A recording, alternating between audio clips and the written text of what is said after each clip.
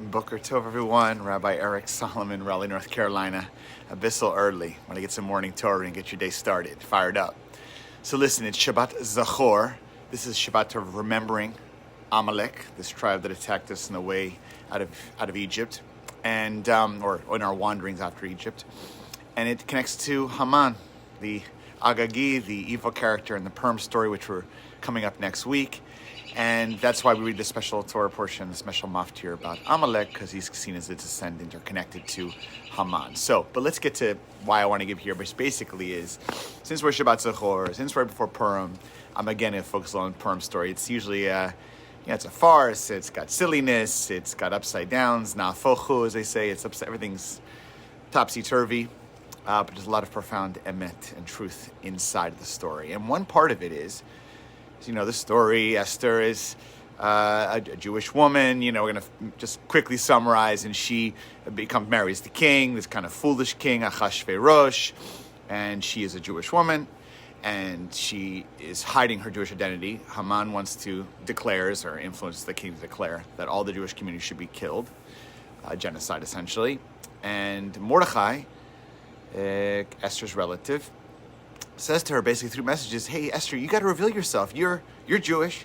If the king knows that you're a Jew, he doesn't know that. If he does, then he's likely to stop the genocide and killing of our people. You have to reveal yourself. You have to try.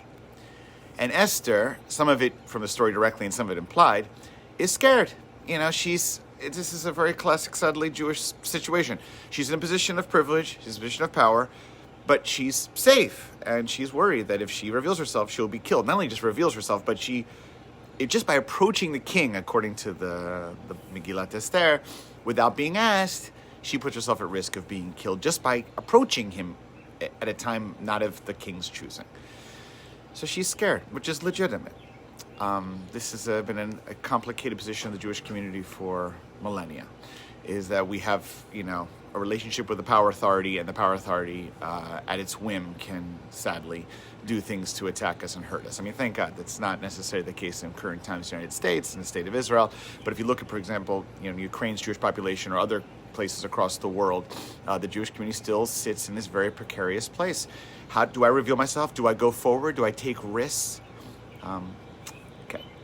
So let's come back. So before she reveals herself, she's really scared. She says, okay, I'll finally do it. She agrees, to her credit, courageously. And she tells, through Mordechai, tell my Jewish community of Shushan, fast for 3 days.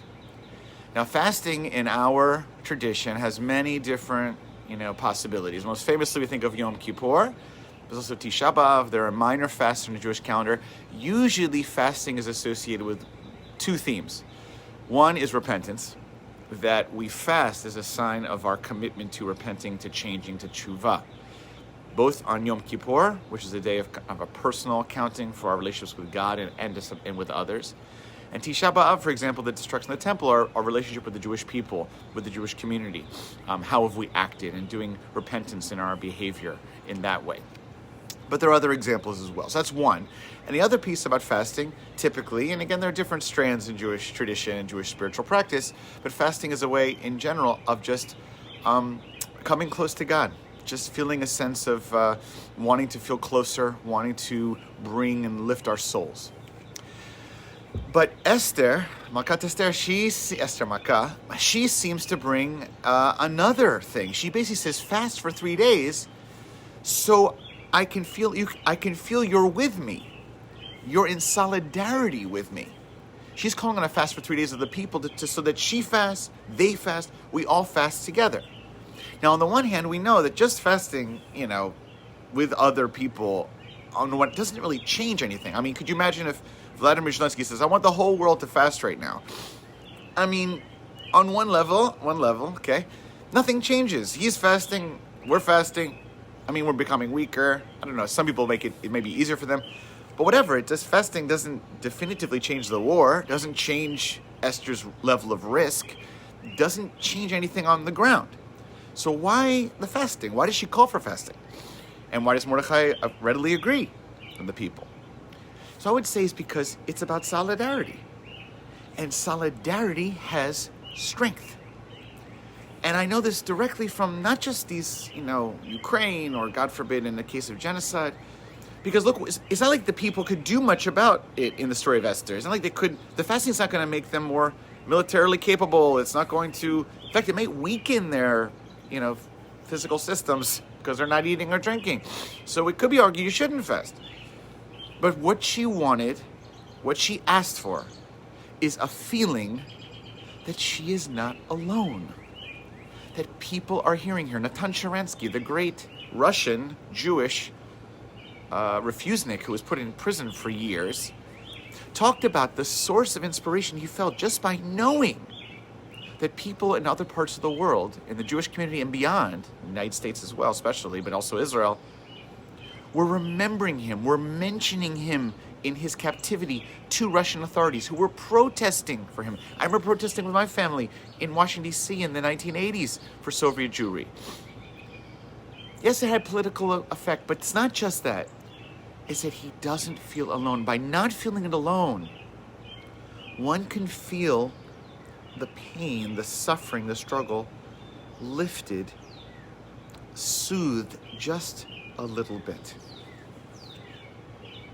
This is just so powerful. Psalm 23, one of the most beautiful psalms there is in Western tradition. Though I walk through the valley of death, I fear no evil, for you, capital Y, are with me. King David is attributed that psalm, or psalms in general, essentially saying to God, I fear no evil, even though there is a dangerous war occurring, or I'm around my foes, as he mentions. But the fact that you, God, are with me in solidarity helps me. Sustain for people in suffering from being ill or in mourning, losing a loved one, going through struggle, spiritual struggle, emotional struggle. Knowing that someone is with you, you're not alone. That is a tremendous mitzvah of support. And that can be done through tzedakah, giving charity. That can be done by literally being with someone. It can be even done by afar, by fasting, in solidarity. Zelensky needs to know we are not forgetting him. Ukrainians need to know we're not forgetting them. People who are in your life right now, who are suffering, just a text, a note, old school handwritten note, a call, it brings nourishment, it brings support, it lifts the soul. It may be temporary, it may be light, it will not change the journey that the person has to take. King David doesn't say, though I walk the valley of shadow of death, everything changes because you're with me. No, it doesn't, everything doesn't change. But I fear no evil means my fear is less because you are with me. So this beautiful Purim story in Esther going forward and taking a risk, risking her life, she is courageous. But let's be also clear. Her wisdom is her honesty, her willingness to speak and ask, help me. I know you can't come into the palace, but help me by letting me know you're with me. Sometimes that's all we can do, and sometimes that's the world. Letting people know they are not walking alone, for you are with me. May we walk with all the people in our lives. Think about it in Erev Shabbat, Erev Purim. Reach out to someone who is going through a struggle without prompting and let them know that like Queen Esther and our people were there for her, we are there for the people we love and care about and support and believe in their deepest struggle. That is an enormous mitzvah, a mitzvah of Purim. Purim Sameach, a happy Freilichen Purim, and a Shabbat Shalom.